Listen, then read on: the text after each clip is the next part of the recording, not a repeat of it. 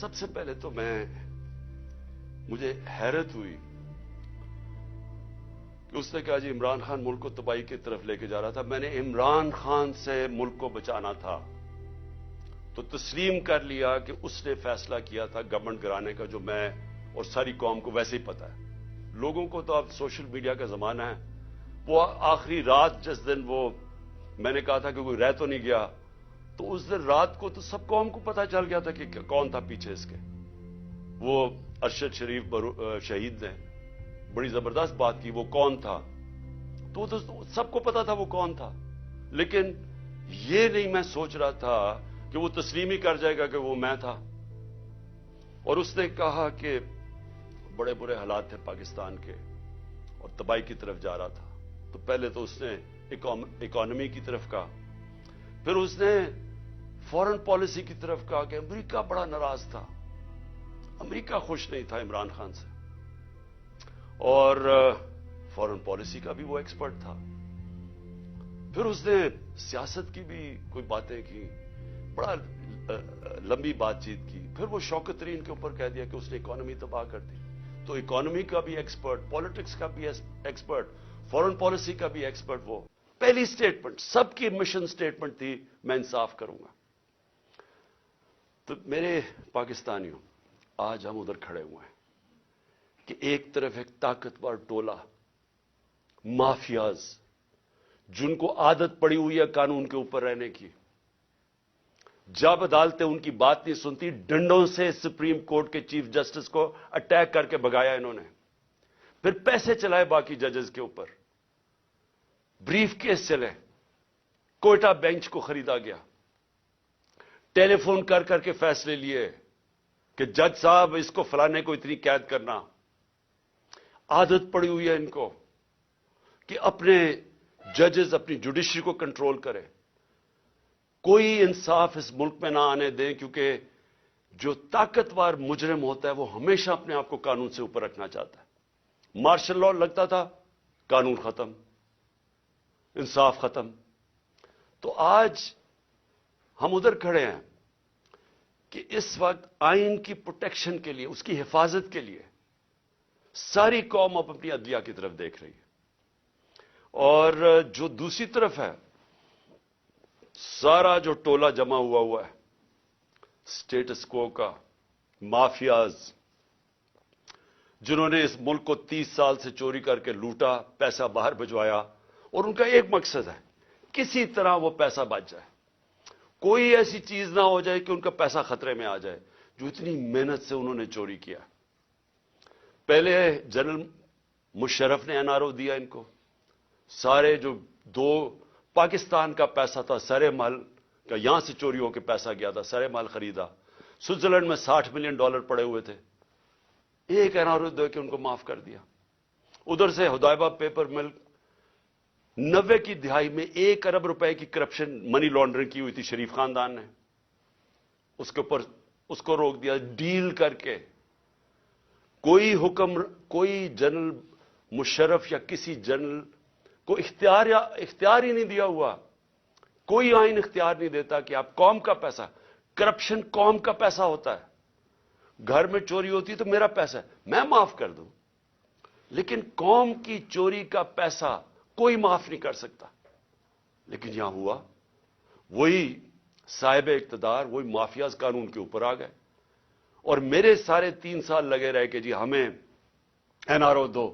جب وہ بلیک میل کریں کہ جی NRO دو، اور بدقسمتی سے ان کو NRO ملا. جنرل باجوہ نے ان کو NRO دیا، اور اب ان کو مشکل پڑی ہوئی ہے کہ کسی نہ کسی طرح اس NRO کو اب بچایا جائے. اور ان کو خطرہ صرف ایک آدمی سے ہے اور اس کی پارٹی سے، عمران خان اور تحریک انصاف سے. ساری کوششیں ہو رہی ہیں کہ کسی طرح عمران خان اقتدار پہ نہ آ جائے،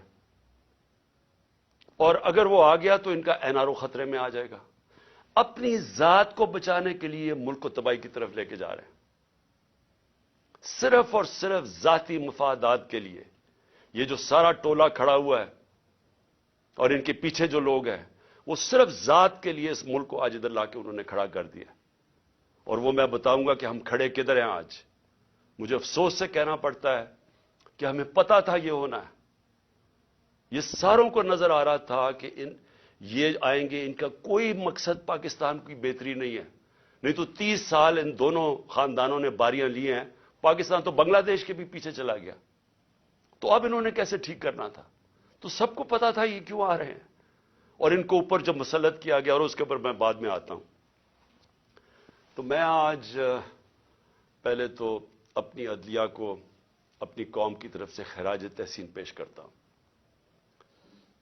کہ ہماری ساری امیدیں اب پاکستان کی عدلیہ سے.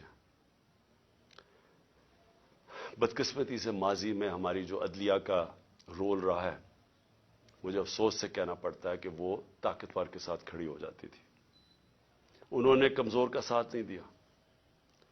انہوں نے ہمیشہ وہ جو نظریہ ضرورت, ڈاکٹرن آف نیسیسٹی, اس کے تحت انہوں نے بدقسمتی سے ہماری جمہوریت کو بھی نقصان پہنچایا. کہ جدھر رول آف لا نہیں ہے, جدھر قانون کی حکمرانی نہیں ہے, وہاں جمہوریت نہیں ہے. کوئی یہ نہ سمجھے کہ جدھر جنگل کا قانون ہے وہاں جمہوریت آئے گی. ہو ہی نہیں سکتا. الیکشن تو ساری دنیا میں ہوتے ہیں. کون سے ڈکٹیٹر نے الیکشن کروائے؟ کون سی ڈیولپنگ دنیا میں الیکشنز نہیں ہوئے؟ لیکن جمہوریت نہیں ہے وہاں. کیونکہ جمہوریت تو آتی تب ہے جب رول آف لا ہو, اور رول آف لا آنے ہی نہیں دیا یہاں. مارشل لا لگتا تھا, ویسے ہی ڈاکٹرن آف نیسیسٹی, نظریہ ضرورت آ جاتی تھی. اور نہیں تو جب یہ دو جماعتیں آئی ہیں, انہوں نے اپنے آپ کو قانون کے اوپر رکھنا تھا, تو انہوں نے بھی عدلیہ کے نظام کو چینج کیا. جو ڈنڈے مار کے چیف جسٹس سجاد علی شاہ کو اس کے اٹیک کیا سپریم کورٹ کو, وہ ایک جمہوری حکومت نے کیا تھا, مارشل لا نے نہیں کیا.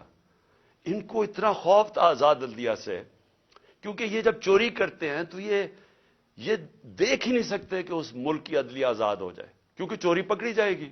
اور وہی سجاد علی شاہ کر رہے تھے, جسٹس سجاد علی شاہ.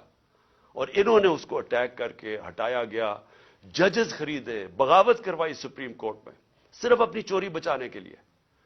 اور آج بھی ہم وہاں کھڑے ہیں کہ یہ پورا ہماری عدلیہ کے اوپر زور لگا رہے ہیں. ہر قسم کا اب یہ بلیک میل کریں گے. ہر قسم کی ان کی ایک ہی کوشش ہوگی کہ پاکستان کی عدلیہ پھر ان طاقتور کا, ان چوروں کا ساتھ دے.